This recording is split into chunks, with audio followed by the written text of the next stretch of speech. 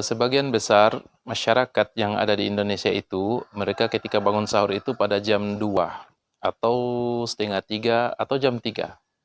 Itu menunjukkan bahwa waktu sahur itu masih jauh, masih ada kurang lebih 2 jam atau 2 jam lebih.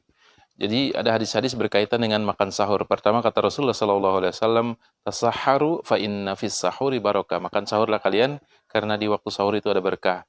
Jadi kalau nggak perlu makan lagi, harus minimal bangun kemudian minum air.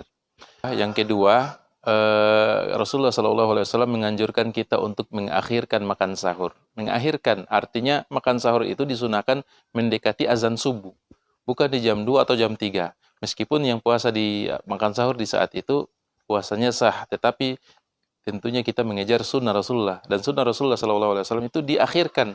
Artinya kalau azan setengah 5, maka kita minimal makan jam 4 atau jam 4 lebih, mendekati azan subuh. Itu sunnah. Kata Rasulullah SAW, la yazalun nas bi khair, atau la yazalu ummati bi khairin ma'ajjalul fitra wa akhurus sahur.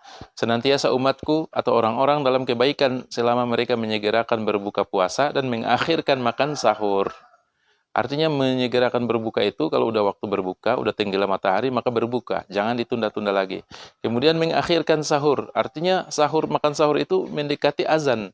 Jadi kalau kita ambillah bahwasanya azan itu sebelum azan 20 menit, 25 menit, atau setengah jam sebelum azan kita makan sahur. Jadi yang paling ideal itu kalau sholat atau azan subuh setengah 5, yang paling baik itu makan sahur itu jam-jam 4.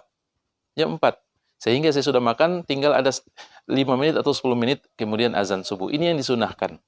Jadi sunnahnya seperti itu.